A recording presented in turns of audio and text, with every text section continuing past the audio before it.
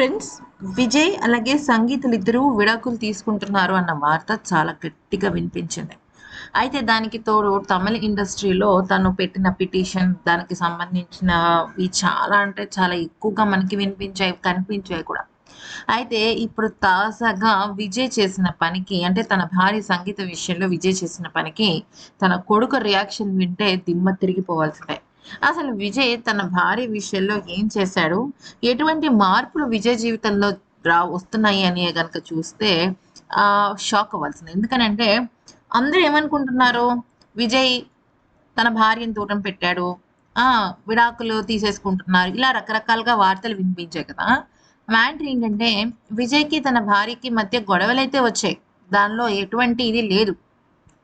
కానీ విషయం ఏంటి అంటే ఆ గొడవలు విడాకుల దాకా వెళ్ళలేదు. మధ్యలో పిల్లలు అలాగే విజయ్ తల్లిదండ్రులతో పాటుగా ఇక్కడ ఈవిడ తండ్రి అంటే సంగీత గారి తండ్రి ఉన్నారు కదా! సో, లింగం గారు ఆయన కూడా వద్దు విడాకులనేవి ఇప్పుడు కరెక్ట్ కాదు అని చెప్పడం జరిగింది.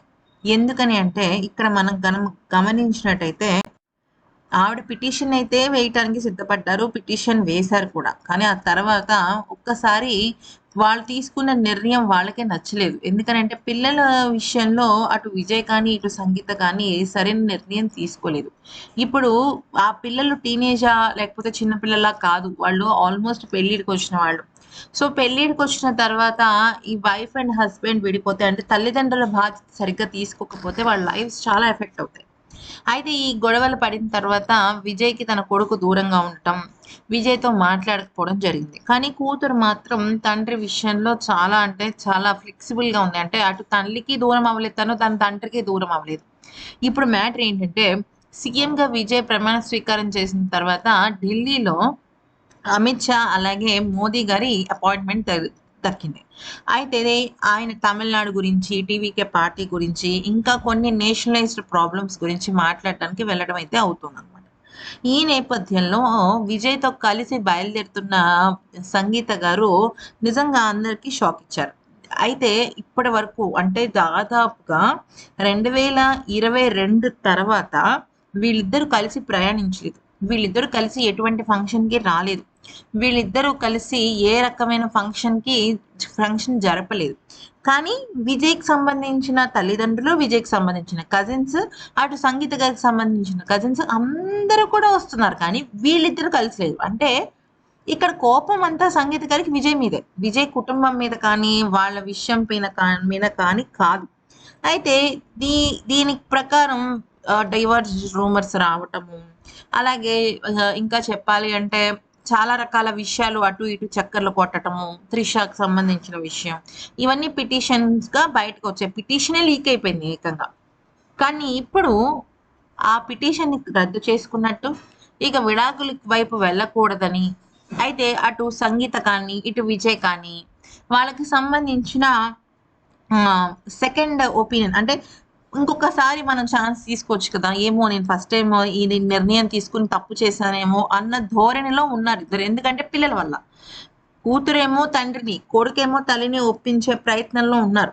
అయితే మరోవైపు ఏం జరిగిందనేది గనక చూసినట్టయితే అయితే విషయంలోకొచ్చినట్టయితే ఇప్పుడు కొడుకు రియాక్షన్ ఏంటి అంటే, ఇప్పుడు తన తల్లి అంటే సంగీత గారు విజయ్‌తో కలిసి వెళ్తున్నారు కదా! అయితే ఈ క్రమంలో తన కొడుకు ఇచ్చిన రియాక్షన్ హైలైట్‌గా నిలిచింది. మా అమ్మ బాధ నిజంగా చాలా అంటే చాలా జెన్యూన్. ఎందుకనంటే తను ఏనాడు కూడా మా నాన్నగారి ఆశలకి, ఆశయాలకి ఎదురు తిరగలేదు. కానీ ఫ్యామిలీతో కొంత సమయం గడపాలి. భార్యాభర్తలతో కొంత మంచిగా తను ముందుకు వెళ్ళాలి. ఏ రకంగానూ కూడా తను మమ్మల్ని నిర్లక్ష్యం చేయకూడదు. నా విషయంలో కానీ, నా చెల్లెల విషయంలో కానీ, కట్టుకున్న భార్య విషయంలో కానీ ఆయన చూపించే నిర్లక్ష్యం మా అమ్మ తట్టుకోలేకపోయింది.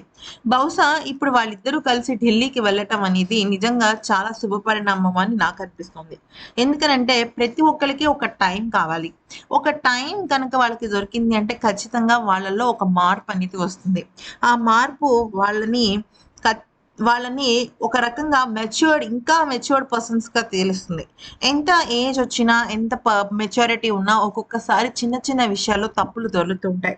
అలాంటి సమయంలో మా నాన్న, మా అమ్మ విషయంలో కూడా మేబీ అదే జరిగి ఉండుండొచ్చు. ఇప్పుడు మా నాన్నగారు ఎక్కడైతే మా అమ్మకి టైం ఇస్తున్నారో, అప్పుడే విషయం అర్థమవ్వాలి. ఎందుకనంటే అంటే చాలా గొప్పగా మా నాన్నగారు తీసుకునే నిర్ణయం మా ఫ్యామిలీ మొత్తానికి చాలా నచ్చింది.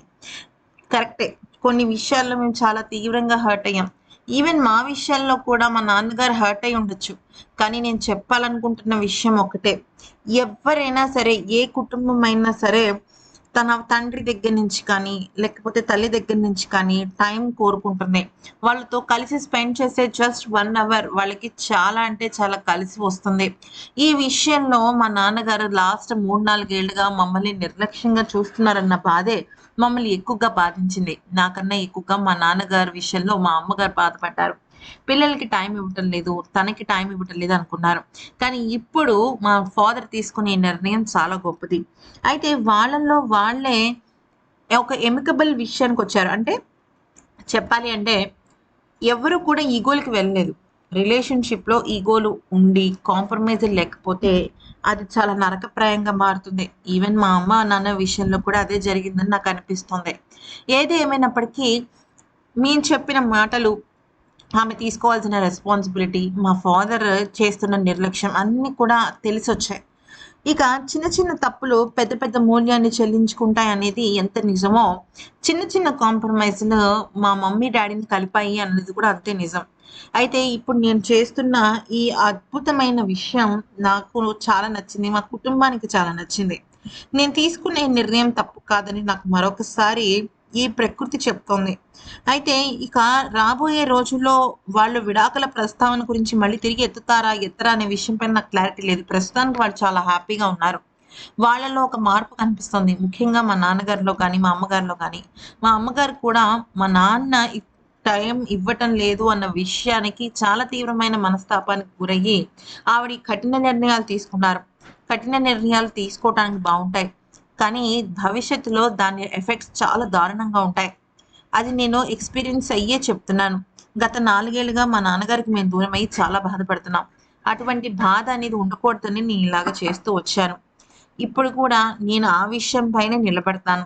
ఎప్పుడైనా సరే మనం చేస్తున్న తప్పులు మనకు తప్పని తెలిసినా ఫ్యామిలీ కోసం, మన కోసం, భవిష్యత్ కోసం తలదించుక తప్పదు అంటూ విజయ్ కొడుకు సంజయ్ చాలా అంటే చాలా మెచ్యూర్డ్‌గా మాట్లాడాడు. ఇటువంటి మెచ్యూరిటీ ఆ వయసులో ఆ అబ్బాయికి రావటం, అటువంటి కొడుకు విజయ్ సంగీతల కడుపున పుట్టటం నిజంగా ఆ దంపతుల అదృష్టం అని చెప్పుకోవచ్చు. ఈ వీడియో గనుక నచ్చితే లైక్ చేసి సబ్స్క్రైబ్ చేసుకోండి.